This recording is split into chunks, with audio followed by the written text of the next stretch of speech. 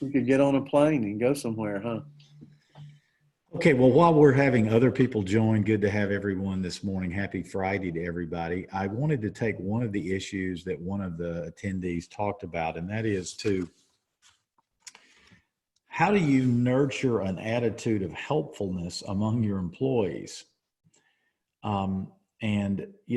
Basically the question had to do with you've got employees who have a certain level of tasks that they're asked to do. Their job description is a certain level, and they seem resentful, when asked to do something above, in their mind, above and beyond. That may be changing, frankly, when you go from an unemployment rate of 3% to an unemployment rate right now at 13% and maybe climbing higher. I think people may be a little less difficult to persuade, but I think that the principle here is that we need to talk to people, not just about people. And I think it's important that we have a conversation that is candid and kind at the same time. I have very tough conversations with people, but I think that what happens is none of us want to overreact. We don't want to get angry. We've all done that. We've been embarrassed by that. And so the tendency is to sort of keep the peace in the company, this uneasy peace. And, they're doing their job, more or less. And you really don't want to poke the bear, as it were. But, what I do with folks is I'll sit down with them, close the door, not as a reaction to what has just happened. I mean, let's presume that I have asked someone to do something and they seem very resistant. I might not at that moment address the issue. I'd let myself really think about this a little bit. But I could imagine sitting down, closing the door, and starting a conversation like this.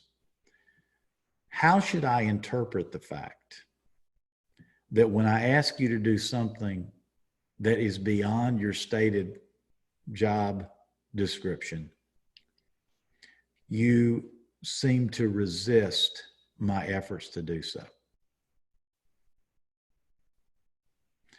And I would just be quiet. Now, it doesn't have to be that question. But, when we coach, what we try to do is we try to talk 20% of the time and listen 80% of the time. And all of us are uncomfortable with silence. But I'll use an expression that we use, and that is that let silence do the heavy lifting. Don't be afraid of silence when you're dealing with your colleagues, your employees, et cetera. Have those tough conversations. They don't need to be reactionary. They don't need to be in anger.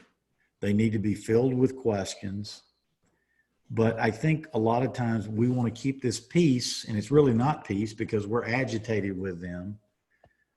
And we don't have those conversations. And what I have found is that when I have those tough conversations, it's like there's this pressure that is relieved. So if I've got an unengaged employee, if I've got someone who acts like they're doing me a favor because I asked them to do something beyond what is written in black and white on the job description, I absolutely will have a discussion like that. And the truth is they may have very legitimate reasons, or they may make statements such as, it appears that you ask me always to do above and beyond, but my colleagues aren't asked to do that, et cetera. You can have a conversation. You ought to be willing to, you know what, you've got a good point there. You shouldn't just be driven to get your point across. Have a dialogue, not a monologue. We don't want monologues. We want dialogues. We want more than one person talking.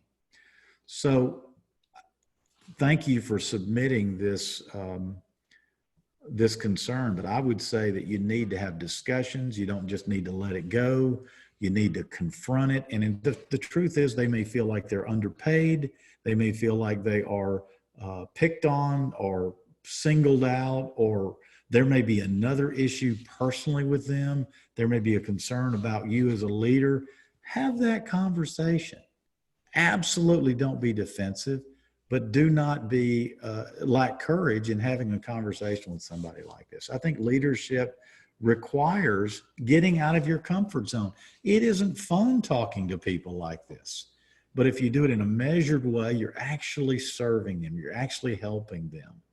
And they may be helping you with a blind spot that you've got. And as long as you're recognizing that that you're willing to admit that there are some things maybe you need to change, I think beginning a conversation like that will go a long way.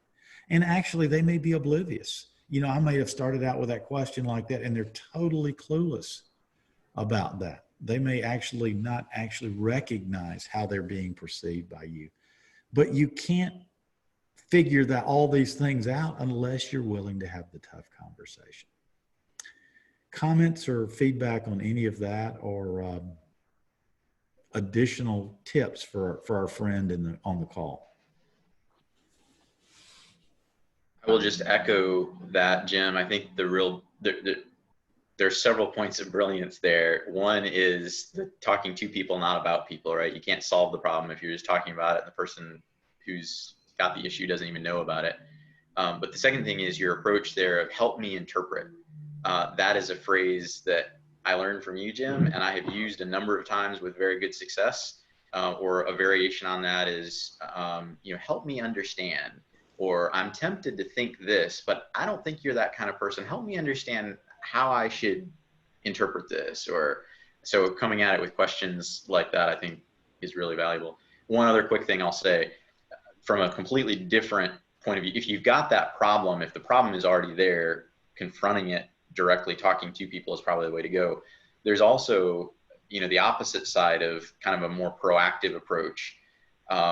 Lots of ways you can do this. One thing that we do here is every Monday morning, we take culture award nominations. So we have 4 core values that we talk about a lot: how we interact with each other, how we interact with our clients, how we interact with our work, and how we relate to God. So doing excellent work, communicating well internally and externally, treating our acting in our customer's best interest, and doing all to the honor of God, kind of our 4 core values. But every week we have everybody together in one room, either virtually or physically, and we take nominations for people who have lived out our core values above and beyond. They've not just done their own job or, checked off all the boxes, but they've really gone above and beyond. And everybody is welcome to contribute a nomination of one of their peers. This doesn't come down from management, it's from the group. And somebody, almost every week, there's at least one nomination. And somebody will say, Bob did a really great job, went out of his way to do this, to serve our client well, lived out this core value. And so half the value of that is just the recognition in the room. But then we hand out a selection of $10 gift cards that we get with credit card points. It doesn't actually cost us any cash, but we keep a stock of $10 gift cards to Starbucks and to a movie theater and to a restaurant and iTunes and a handful of things like that. And we'll let them pick their gift card. And we've done that for 4 or 5 years now. And it's astonishing how engaged our people tend to be. And it doesn't cost much. It doesn't take much time, but it's been a real morale booster and culture builder. So that's more on the proactive side. I like it. That's excellent. I think that, catch somebody doing something well. I want to mention one other thing, if I could.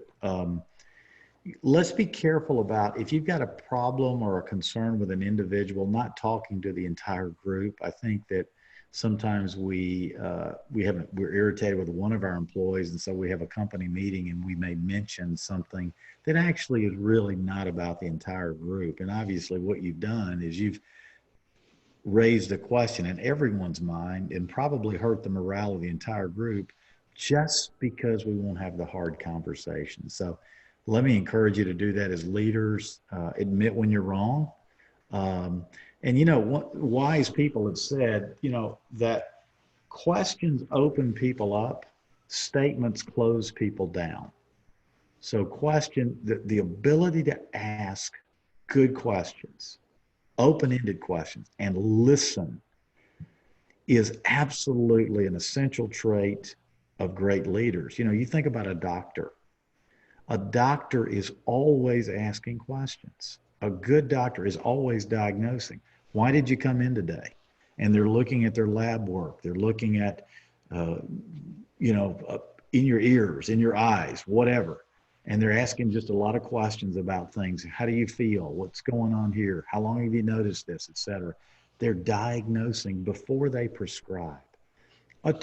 Great attorneys are great at asking questions. And so great leaders are great at asking questions and allowing their people to answer with honesty.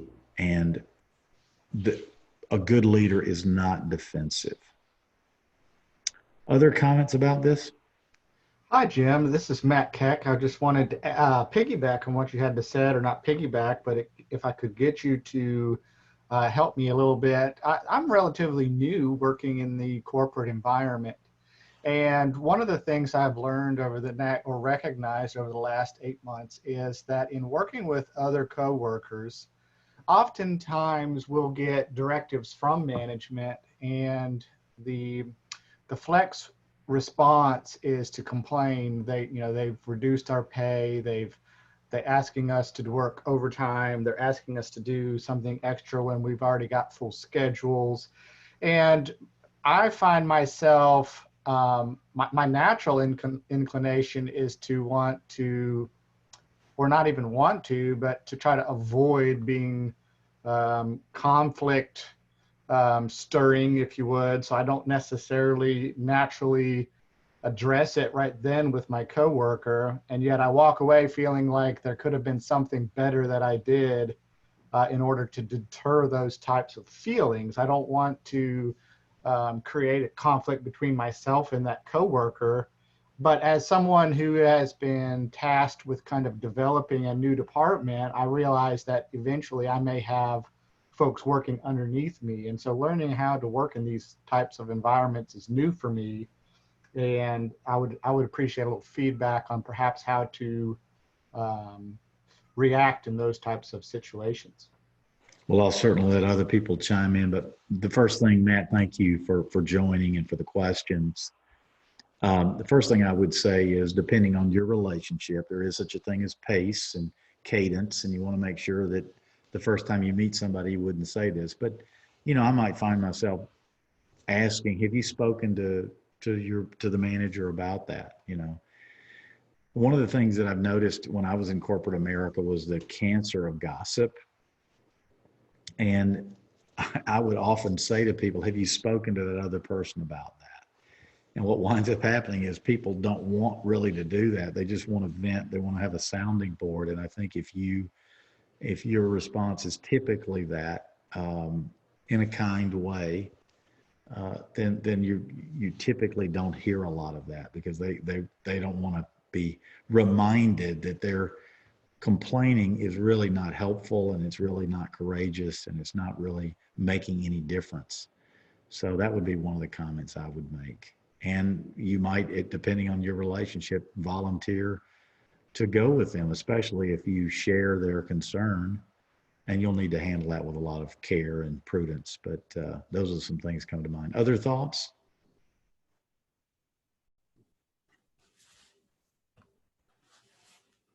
That's actually an excellent point, Jim. I think another thing, if it's a peer, if it's people you're working with, maybe you look at them and say, well, how would you handle this? So what would you do that's different? In other words, it's one thing to be a passenger in the car complaining about the driver. It's another thing when you're the one driving the car. And perspective is an important thing. And I think that those are questions we should ask ourselves. I mean, we all are in situations where we work with or work for people. Even if you're an independent contractor, you're still working for somebody. And it's always a good, in humility, to ask the question, how would I handle this differently? Now, if they give you an idea and it's like, wow, that's brilliant, that's when you say, you know what, we ought to take that to the manager. Let's go talk to him about this or her about this. So that's just another way of handling. But I also agree with Jim. Gossip is a cancer, and you just can't tolerate it. You can be nice about it, but as Jim said, if you say, you know what, let's go talk to him about that, they probably won't gossip with you very often. I think those are some wonderful insights. You know, if I find somebody who's always complaining about leadership, you know what I conclude? I conclude they've never been a leader. Because, you know, Theodore Roosevelt, I won't recall exactly, but the wonderful comment about it's not the critic who should be given the credit. It's the warrior on the battlefield. And so, you know, if someone's always sniping about leadership, et cetera, it's obvious to me they've never been in that role. It's always easy when you've never done it. So great insights, Tim. Thank you very much. Other thoughts before we move to another topic?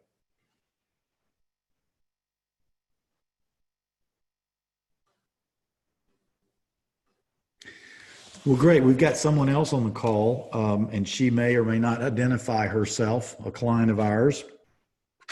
And we've actually got two clients like this. I think the other client could not make it on the call today. But what do you do if you're in a decimated industry? We've got a client in the travel industry. You can imagine what that's like. And we've got a client in the restaurant business. All of us are struggling these days, but those two industries, among some others, a few others, have been affected more than any, certainly as much as any I could think about. And so we really want to talk a little bit about what do you do? My business has gone to zero virtually, someone says. What do I do in a situation like this? And as I was jotting some notes down before this, but I really want this to be a free-for-all, there's a wonderful tool that we use sometimes talking with folks about the way you differentiate yourself. And that's certainly not proprietary with us or begun by us, but it's really this triangle idea of quality, service, and price on the 3 points of the triangle. You can differentiate yourself based upon your quality, your price, or your service, but you can't differentiate yourself in all three of those. And so as I think about someone in this business, I think about in the travel industry, for example, those relationships and the service that I've provided, how can I continue to show that I differentiate myself? How can I be creative with that? I want to give you one example that we have done. We've got a client in a similar industry, not this particular industry, that's been decimated. And I was on the phone yesterday with a client and I said, why don't we do this? Why don't we restructure the way we're going about coaching and let me bring in some subject matter experts that we weren't going to work with until 2021. And let's reset the guidelines for our coaching relationship. So we're going to bring in a marketing expert and help them on some website things because they're doing home delivery now in a new way. And we're going to bring in a process engineer, neither of whom were part of our scope and the pricing that was agreed upon for our contract in 2020. But here I'm saying to this client, look, forget the contract. Forget what we had intended. What our intentions were great, but that was in a world that no longer exists or doesn't exist for a while. And so we are restructuring our offering based upon the current needs. And what we've said is when we get back to some level of normalcy or normality, then we will go back and relook at how we should prioritize things. I think that sort of creative partnership that says, look, we're in this for the long haul. We're partnering with you. Your needs have changed. We did an assessment at one point that's now different. And I want to proactively provide to you differing services at the same price that we had originally agreed upon. But I want to change the priorities to meet your needs in a new way. So what other thoughts do you have for folks that you were coaching or input you would have for people in either the restaurant or travel industry during these difficult days?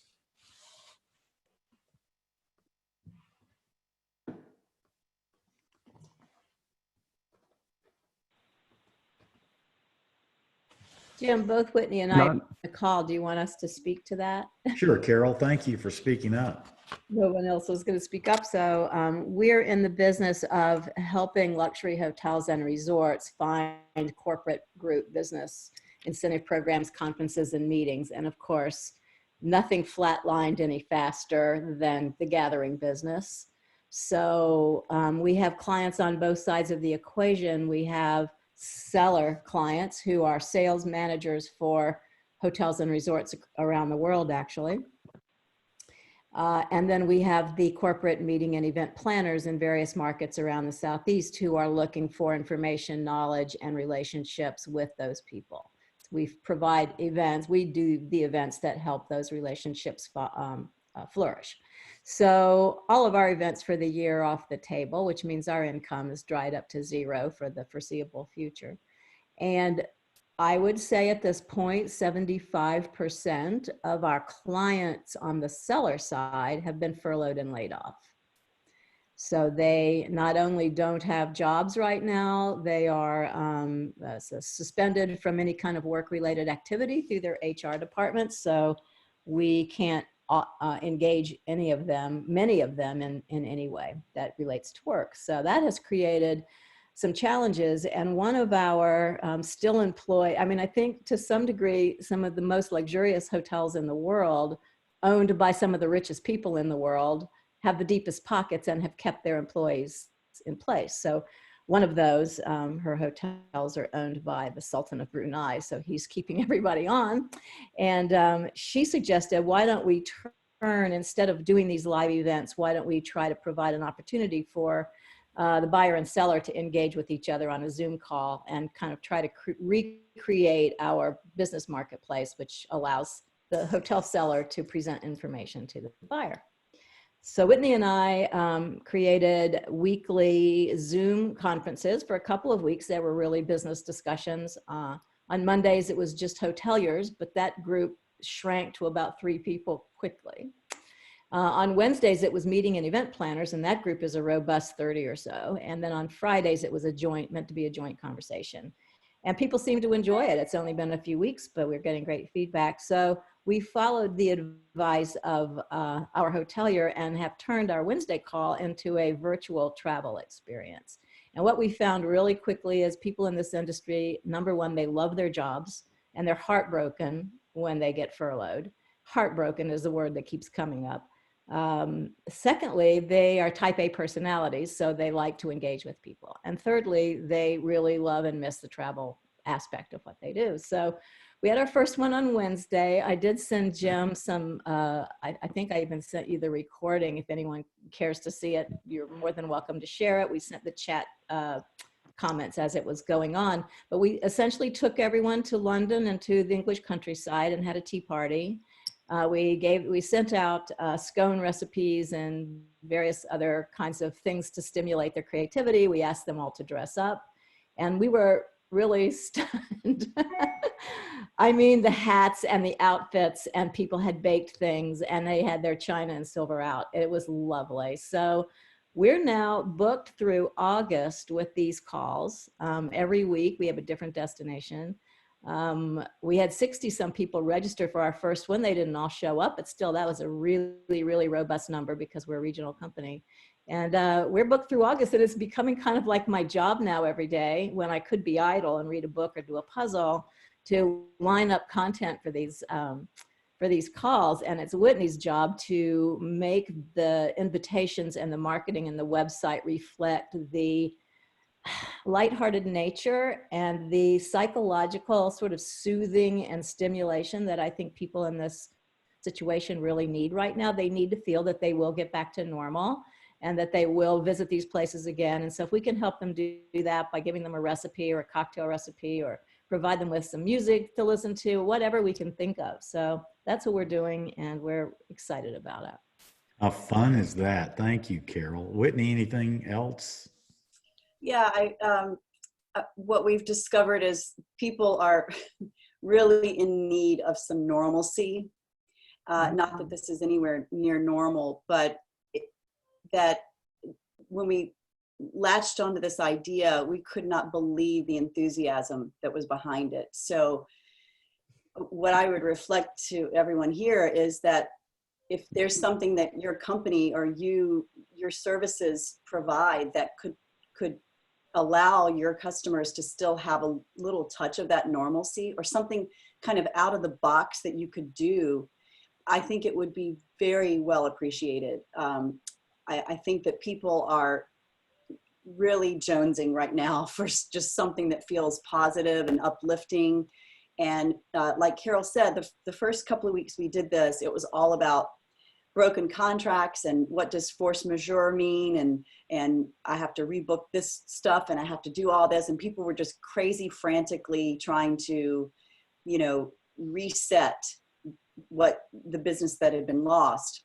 But now that the dust has sort of settled and those things have been done, I think people really want something that is enthusiastic and gives them a sense of like Carol said, we could not believe how many people dressed up. And it was like, yeah, because we're all sitting here in our pajamas, you know, looking at a screen all day. So let's just make it fun. And people had champagne and, you know, cocktails. And next week we're going to Argentina and we have a tango lesson. So we can't even imagine how that's going to go. But something that is out of the box, and there was just such great enthusiasm for it. So I would say try to find that with your own customers. Mm-hmm.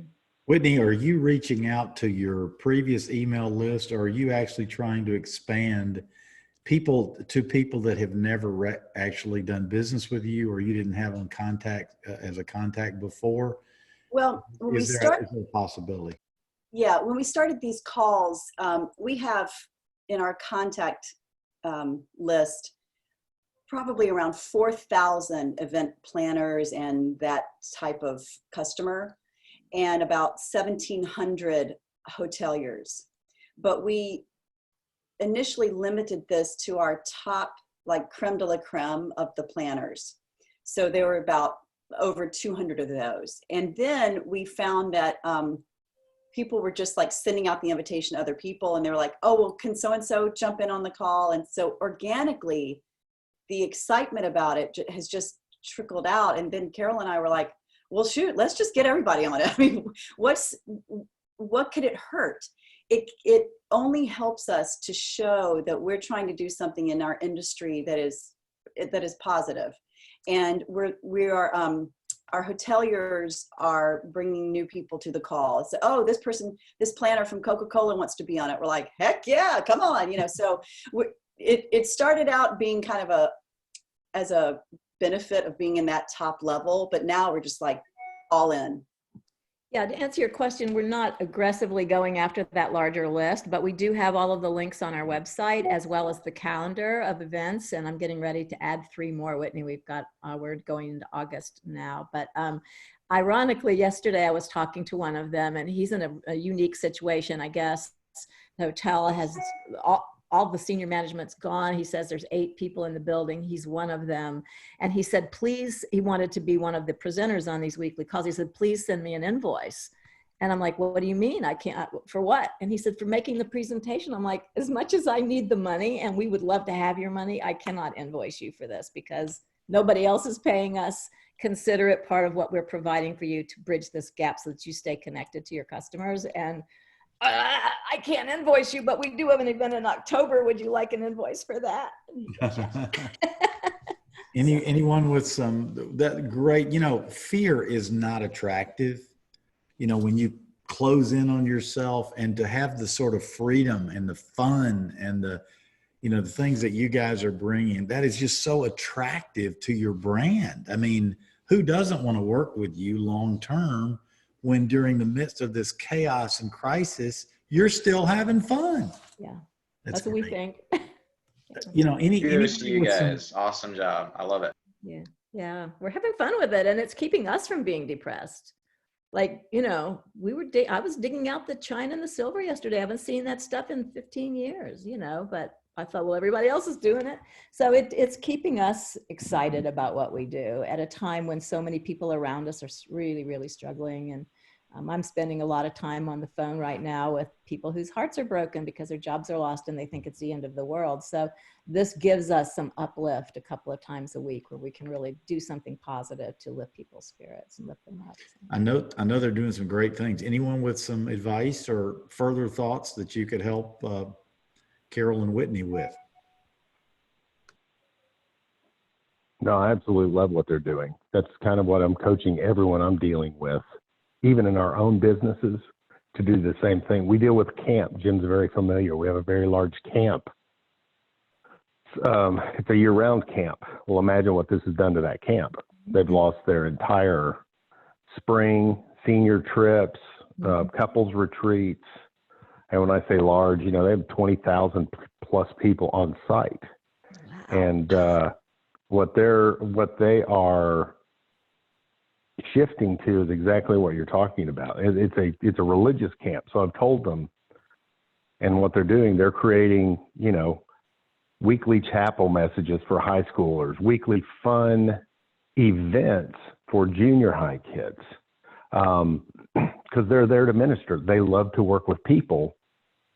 They're stuck on this huge campsite, and everybody's a homeschool parent. You think about the thousands of people, millions that are home now looking for content. I've got another company, they're doing the same thing. They sell children's, you know, products, music products. Well, that industry dried up. Well, they created a 30-minute children's program. It's Facebook Live, so it goes to their entire 40,000 followers on Facebook. They've got 7,000 homes watching this program twice a week. We estimate that's about 21,000 people. And it's all fun. They don't sell anything. The goal is not to sell right now. The goal is to build your audience, get ready for when things do open up. In the situation of the camp, you've got to keep yourself in front of them. I love what you're doing because you're building a customer base. You're building loyalty right now that you would have never had the opportunity to build in another situation. You know, That's you do right. need to make money. So whatever you can do to generate income, get the PPP, whatever That money's guy, that out there. invoice, right? But, you know, the challenge is you've got to, in leadership, you've got to remain positive. You've got to think out of the box. You've got to take advantage of technology. You have to think, is there another market? You know, I serve this market. Is there a similar market that maybe, you know, we talked last week about one of my companies, they sell to bookstores. Well, guess what? The government shut down the bookstores. But we found some products you can sell to farm and garden stores, which are booming. And we've shifted, and we are about 30% of our regular revenue, but 30% is better than nothing. Yeah, for sure. And we've got masks. And we think over the next month, who knows, we may get to 75% of our normal revenue just in the millions of masks we're probably going to sell. But yes, I think that's the get creative, be original, do things to help your market. This is going to end.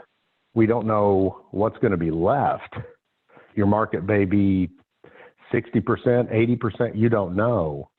But I love what you're doing. I think you're building a presence in the market that's going to make you a force in this market for a long time. So excellent job. We think so. I would just add to the thoughts here in terms of, you know, how we're thinking in this time that, you know, some of the inspiring ideas about what can you do during this time, and I really love the idea of, you know, creating the virtual travel and that sort of thing. It's a great thing, and it provides, you know, something that you can do during this time that addresses the current need. I would also encourage everyone to think about, you know, the psychology of what will happen with their customer base when we come out of this, right? Because we're going to come out. I don't know how we're going to emerge. I'm not clairvoyant. I don't have this crystal ball here, but we will emerge at some point.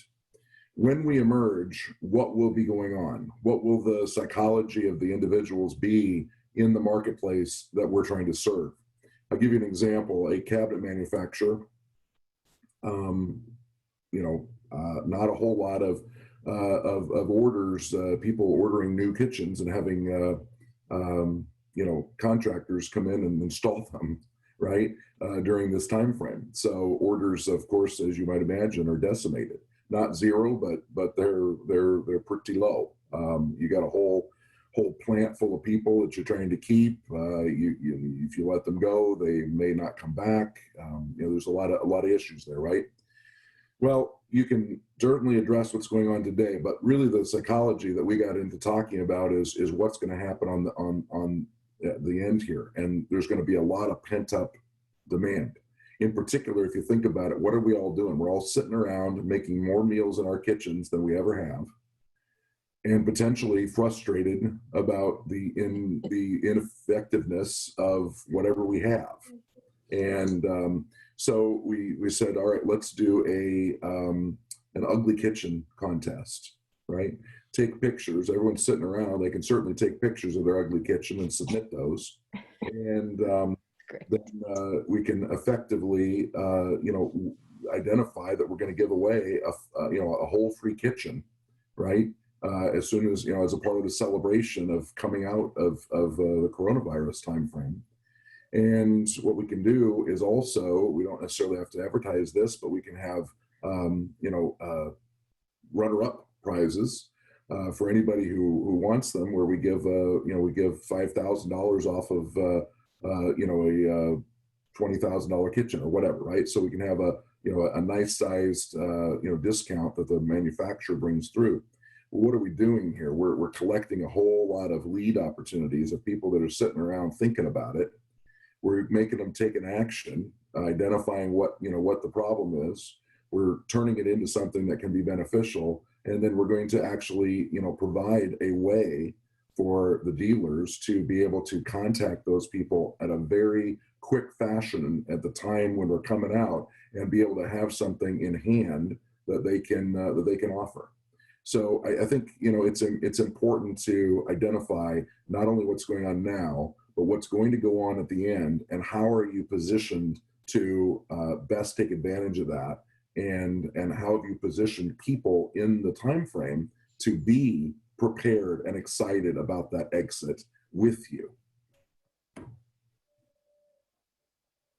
Wow, what a great idea, Michael. You've always got great ideas.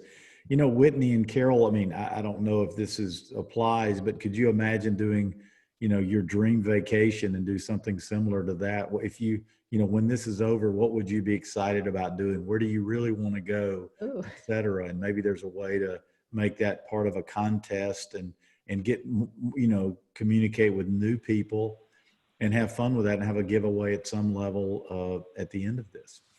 That's exciting. And the people that we have been able to engage to do these presentations are not people who might necessarily spend budget to come to the South to do face-to-face engagement, because obviously some of these people's key market is LA, Chicago, and New York.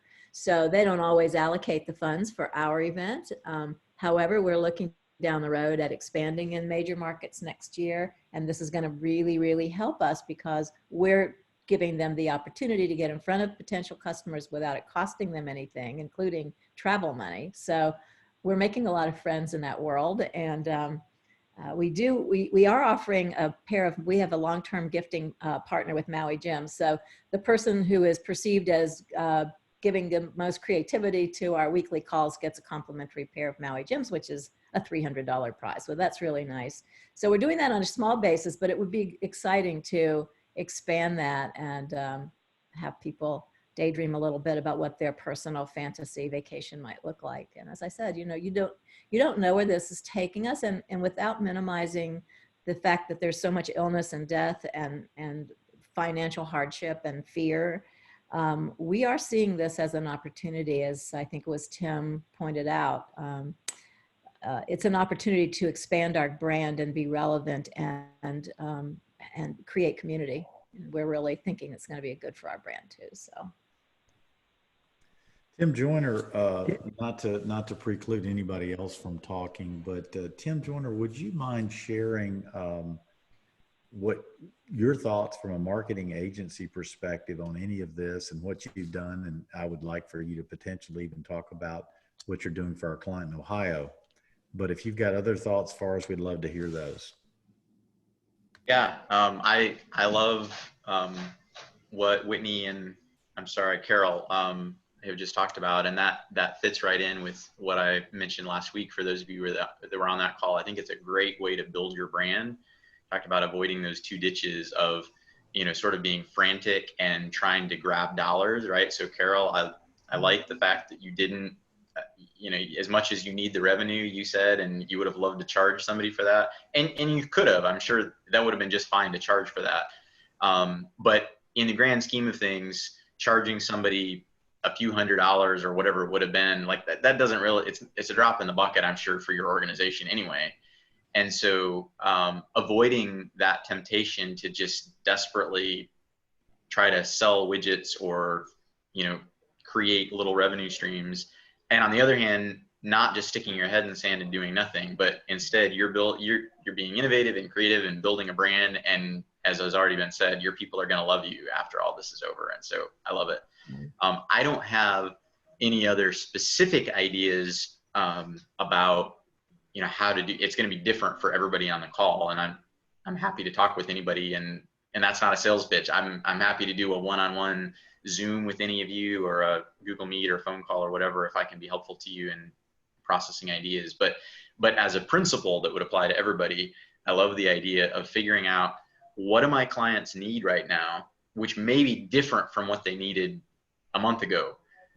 It may not be your product or service. What they need right now is community and connection, Carol, and they need inspiration, and they're missing their travel, and they're missing their jobs. And so what they need right now is exactly what you're giving them. In some cases, you can actually sell a product or a service and can make money doing that. In other cases, maybe the only thing you can hope for is to build your brand. But really thinking about what the people that I know that trust me, that I have a relationship with, whether they be clients or vendors or just people in my community, they have real needs right now. And so look in your toolbox, your connections, your ideas, the resources that you have access to, and say, how can I deliver value to these people right now? Maybe in a way that I get paid for, maybe in a way that I'll get paid for in the future, and be creative about that. And that's probably the best I can offer that's of value to everybody on the call. One quick story. We have a client in Ohio. The CEO was actually on the call last week. I think he's got a conflict today, but he has gone from selling chefs to selling to homeowners, home delivery of these vegetables, as we talked about. And one of the issues he has, he's spending more money in FedEx now than he was with restaurants, even though the invoices are only about 1/3 of what the restaurant invoice is. And so what we did was, this week I talked with him and I said, look, I've got a process engineer in my network. He's a lean manufacturing guy. Why don't we take video of your process, your packing area, where you pack the vegetables and the edible flowers and this sort of thing, and let us take 2 days of his time and let him work with the supervisor in that area and whoever else he needs to, and let's video the process and see if there isn't a way that we can reduce the freight cost, the inefficiency of packing boxes, et cetera. And so I think that's an example of what Tim is talking about.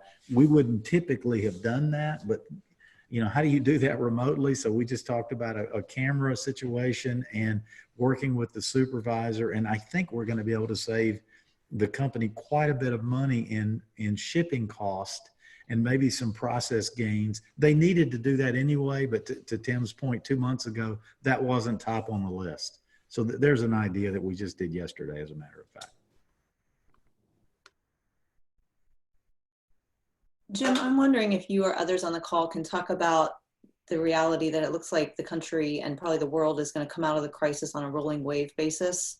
And so I think we were all a couple of weeks ago hoping that there would be this snap moment where everything opened up again, and that just doesn't look like it's going to happen. And just, I imagine that would affect different markets differently, but you're probably going to have different counties, different states, maybe different countries opening up at different times and to different levels, and how companies can and individuals can profitably or proactively think about addressing that. Love to hear anyone chime in on that.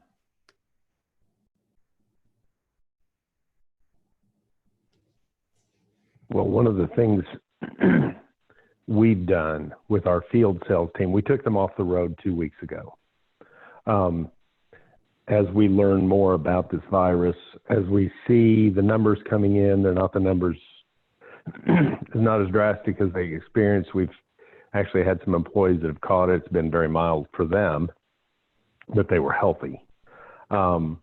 We've actually talked to our employees, and our field team is dying to get back out in the field. Now, they're, again, like I said, they're selling to bookstores, but then farm, ranch, Lowe's, grocery store. We can sell to just about anybody right now.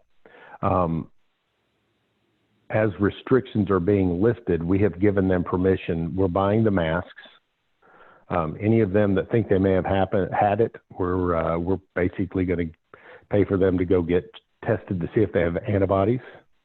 We're following all the guidelines the government's laid out. We basically have given them permission. We will start covering expenses to travel. We told them to stay local. Obviously no flying right now, not driving between states because a lot of states have limited that.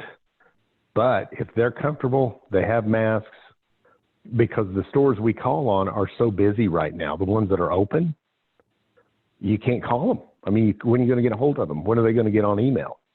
And so we have done that. That's the first phase. And then as we see the wave roll, if we see states opening up, then they'll be free to travel between states and flights. So we're kind of opening in the way that they're talking about opening up. That's one way of doing it. With the camp, we're looking at how that's going to affect them. So we actually have to plan based on how that's going to happen, but then you're stuck with the governor. Some governors are going to be very aggressive. I think Texas is going to be much more aggressive. North Carolina may be slower. So that's the other thing. You're really going to have to look to your local politicians. I think you're going to have to petition them. We're going to be petitioning the governor of our state to push him to be aggressive, but safely aggressive, if that makes sense.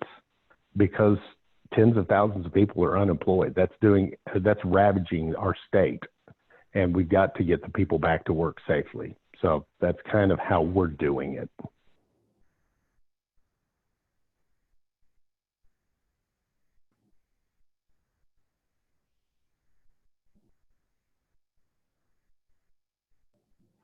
It's a really good question. I serve the food industry.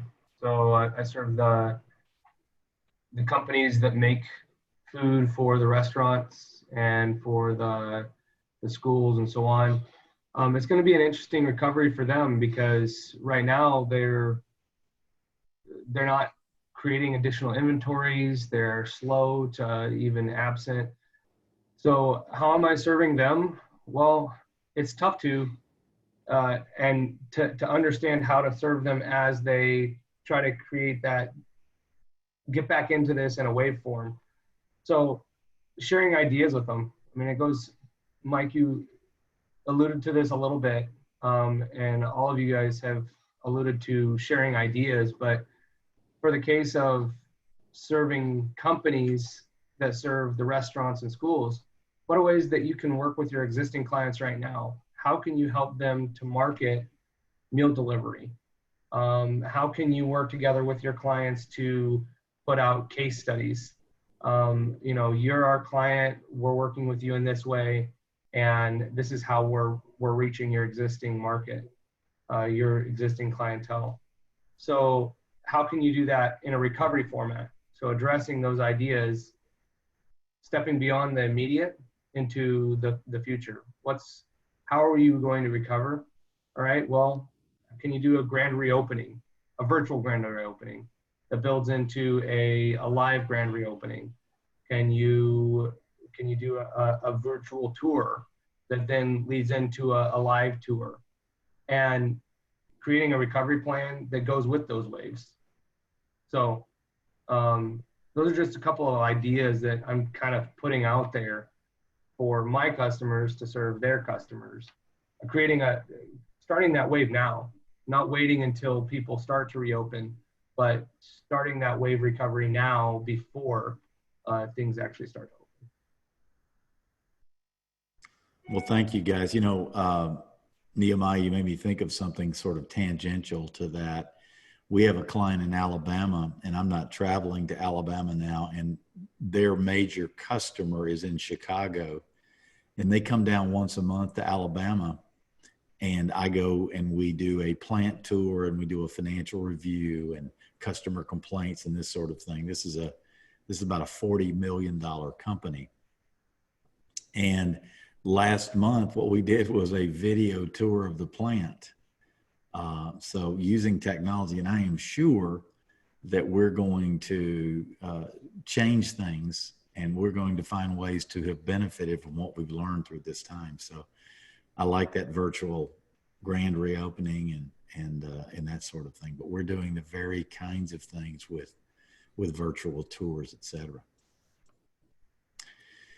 Stephanie, I'm not sure we can answer that question in its entirety. That's a broad and very tough question, but we're changing the way we coach people depending on where they are. For example, we are doing remote things. We're doing things. By the way, I had a board of directors meeting with a client yesterday. We did it by Zoom, and a couple of the owners of the company are in their 80s and very uncomfortable with that technology. And so we had one of their sons come and open up their computer for them and help them navigate that. And so I literally did our board of directors meeting by Zoom with some family members that were quite aged. And yet we found a way to have their son there working them through the screen sharing and that sort of thing. So, and they thought it was one of the best meetings we have had. So there are opportunities to be creative. One thing I'll add real quick to that. Oh, go ahead, Tim. Go ahead, Tim. Real quick, Stephanie, I don't know much about your organization and how many people you have and so forth. But one thing that I've done now for the past 3 weeks is convened, actually on Fridays right before this call, I've convened all of our staff on a video call. And among other things, I've asked them, basically I've crowdsourced ideas from our team. So I've asked them questions, and I've specifically said, look, I hope you'll think both personally and professionally. What's one thing, in the spirit of Jim's never waste a crisis, or, today is the first day of game 2, I think Dan Sullivan says, and you only have to bring from game 1, whatever from game 1 was useful is what you bring in. So the skills, the lessons learned, the ideas, the relationships, the resources that are useful from game 1, bring those, leave everything else behind. Today, every day is the first day of game 2. So in that spirit, I've asked this series of questions. What's one thing that you've learned from all of this? What's one thing that you've enjoyed as a result of this? Not that the virus itself is enjoyable, the fact that people's lives are disrupted, their livelihoods, in some cases their lives, that's not enjoyable, but hopefully you found things to enjoy. What will you do differently after it's all over? What are you most excited about? And then what's one idea you have for our company, and what's one idea you have for one of our clients? And I've asked the whole team now for 3 consecutive Fridays to just respond to those questions. And we've had a 30-minute video call. And so that's stuff that's relevant to our little company.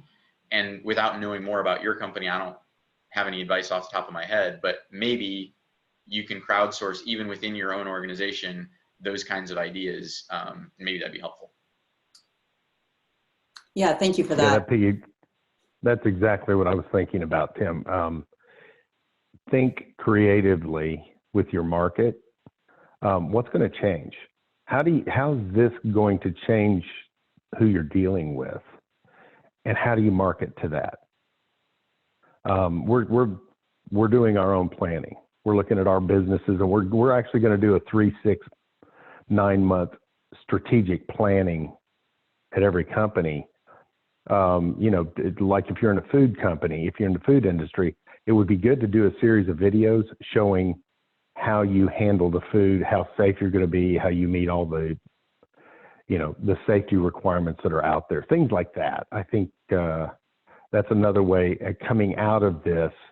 You can think about how you market, because you probably aren't going to market the way you marketed before. You may, a lot of industries may, but I think you need to think in terms of Corona. Call it your Corona plan.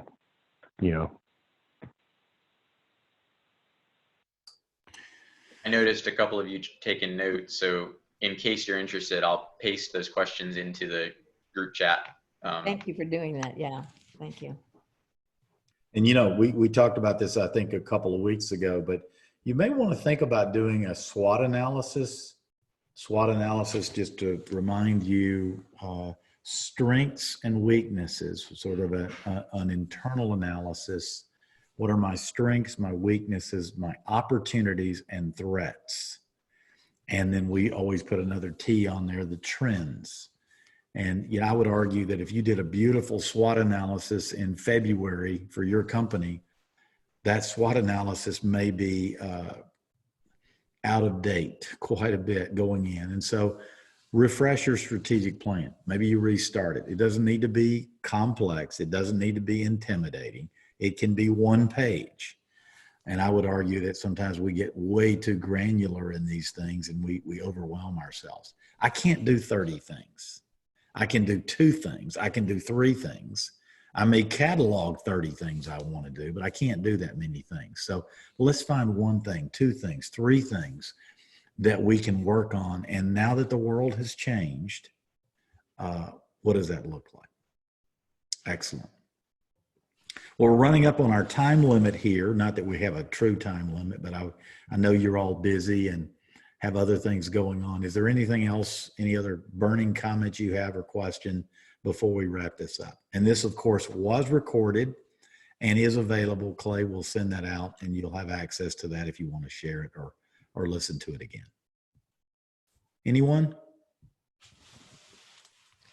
Jim, I just wanted to thank you for giving us an opportunity to share our story, because it's unique, and we're really grateful to you for giving us an opportunity to share it. Well, Carol, you and Whitney are inspirations to all of us. Thank you. Thank you. Well, I wish you all a great day. It's a beautiful day here in South Carolina, and I hope you'll get out, enjoy a walk, a bike ride, or something if it's legal, and enjoy that and have a great weekend. And hopefully we'll talk with you next week. Thanks, Jim. All right, thank you. Bye-bye. Thanks, Jim. Thanks, everybody. Have a good day.